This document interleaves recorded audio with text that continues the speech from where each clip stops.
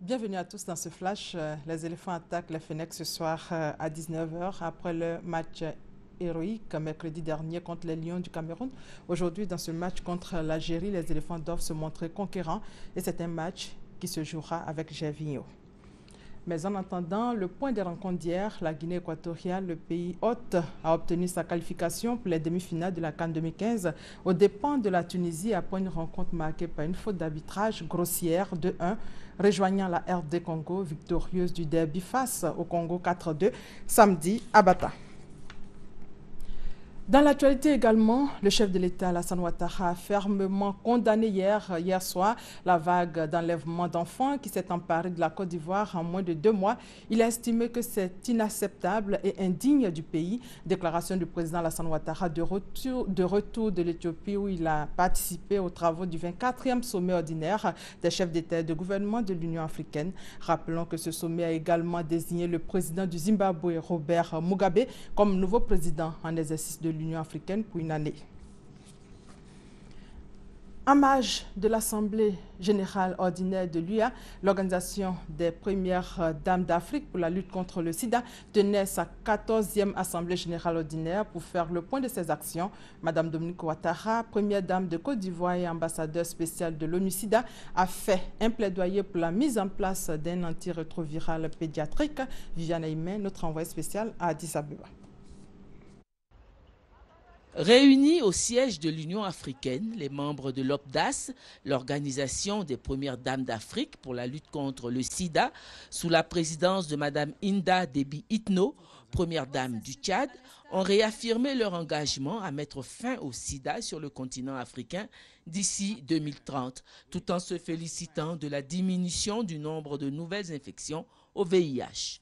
Pour ce faire, elle préconise l'augmentation stratégique des services de prévention et de traitement de la transmission mère-enfant du VIH et s'engage à faire le plaidoyer pour des soins complets pour les femmes enceintes et les femmes allaitantes et pour la révision et le renforcement des services diagnostiques et de traitement pédiatrique.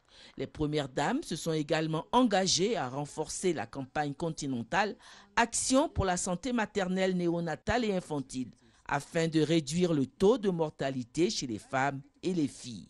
Par ailleurs, l'OPDAS a condamné les mariages précoces qui portent atteinte aux droits humains des filles et des jeunes femmes et qui sont contraires aux normes internationales.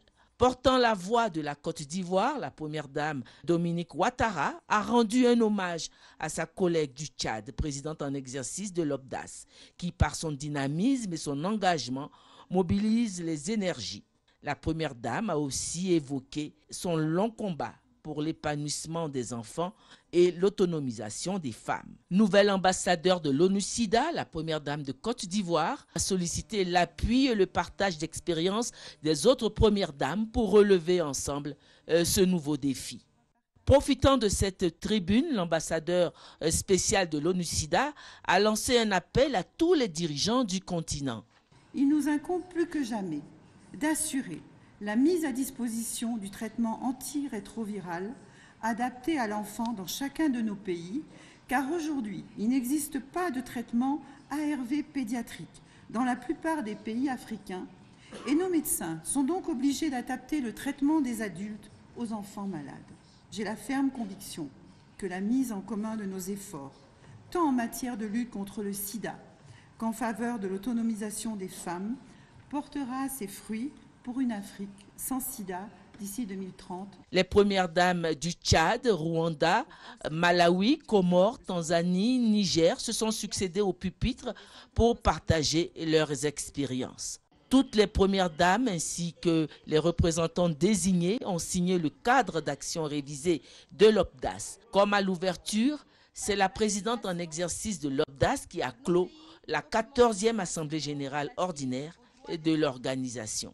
Les premières dames ont reçu le soutien de partenaires, notamment l'ONU-SIDA, ainsi que le soutien de l'épouse du secrétaire général des Nations Unies, Mme Ban Ki-moon.